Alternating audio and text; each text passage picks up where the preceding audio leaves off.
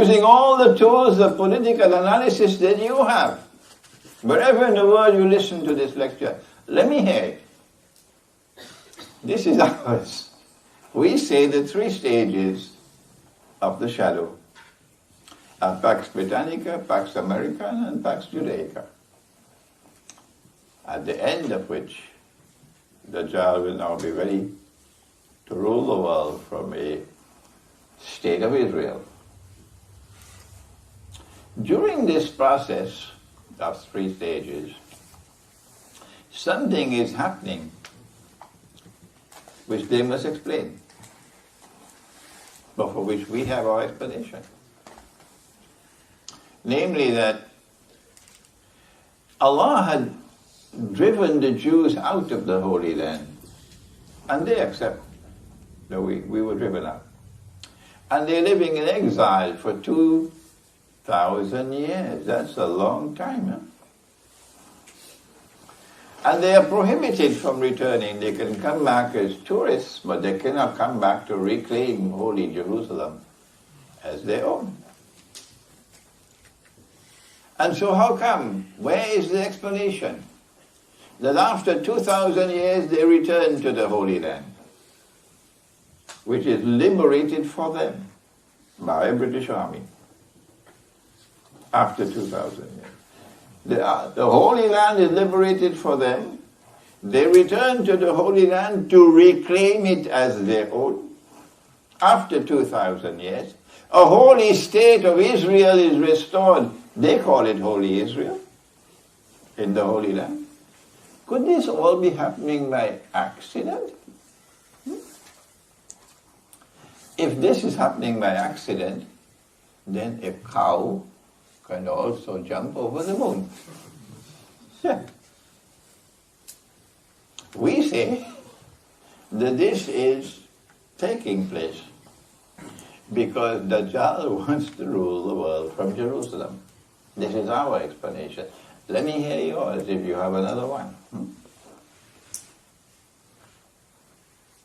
And now we are located at that moment in time when Israel is preparing to replace the United States.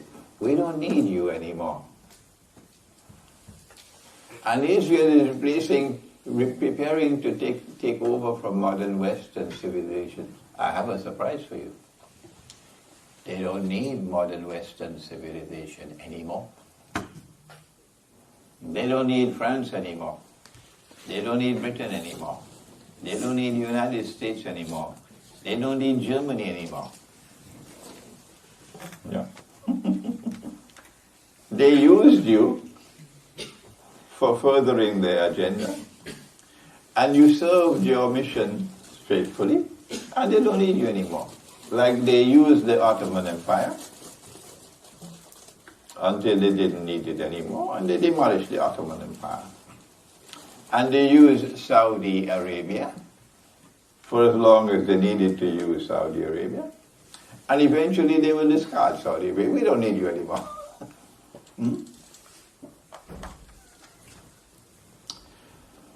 This is a very, very interesting subject, and the Quran should explain to us that Jasad, who is Dajjal, what it means to be a Jasad. Let me explain that, and we can end, which now it's already almost 1 hour.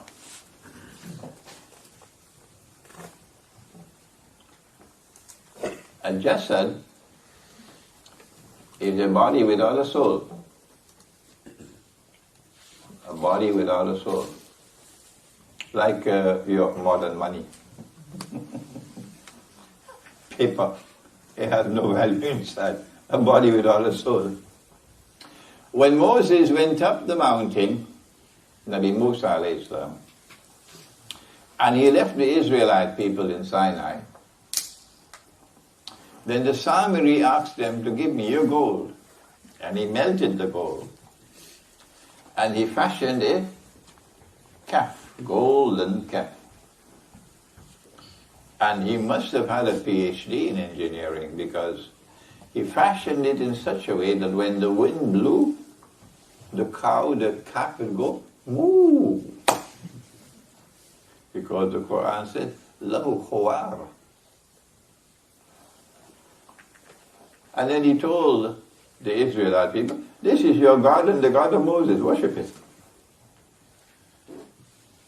And the Quran declares of that golden calf that it was a jasad, meaning a make-believe calf, not a real calf. It has no soul in it. It's just gold. But this one who is sitting on the throne can't be a calf.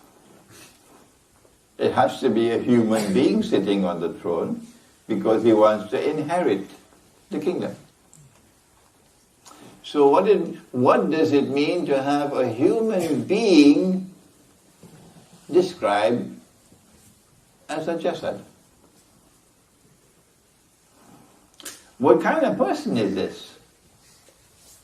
We know he's a human being, the Antichrist, because Nabi Muhammad sallallahu alayhi wasallam once suspected a Jewish boy in Medina whose name was Ibn Sayyad to be Dajjal, the Antichrist. And he went with Umar radiallahu ta'ala to question him. And I don't have to tell you what happened at that time. So this was a human being, Ibn Sayyad. Could he have been Dajjal? No. Because Ibn Sayyad is dead. He died 1400 years ago. And there was absolutely nothing to connect him with ruling the world from Jerusalem. Therefore, we put that to rest. He could not have been Dajjal. But because the Prophet sallallahu alayhi wasallam suspected him to be Dajjal, he's conveying to us the information that when you see Dajjal, you see a human being. There will be nothing that you can see in that person by which you can recognize that he is not other than a human being. Nothing. Well then, what it means that he is a jasad. Let's explain that and we'll end. And then you can have your biryani. A human being is comprised of a physical body. A human being is comprised of a spirit because Allah breathed into Adam alayhi salam, وَنَفَخْتُ فِيهِ مِنْ رُوحِي. The divine spirit is breathed into him. And a human being is comprised of a nafs or a self. This is the jism, the body. This is the ruh, or the spirit. And this is the nafs, or the self. Well then, which is the essential human being which will stand before Allah for judgment, on Judgment Day? Excuse me. It couldn't be the body. No. The physical body is not going to be judged by Allah. Rather, on the contrary, the hands will give evidence against us. And the legs will give evidence against us. So let's eliminate the physical body. What about the ruh, or the spirit? Will the ruh stand before Allah on Judgment Day to be judged? No. Because Allah said, وَكُلِ الرُّوحُ مِنْ أَمْرِ رَبِّي. The ruh is from Allah. So the ruh cannot be judged. The spirit cannot be judged by Allah. No. So now we're left with only the nafs, the self. If Dajjal is a jasad, the explanation of what it means to be a jasad cannot reside in the body nor in the spirit. It has to reside in the nafs.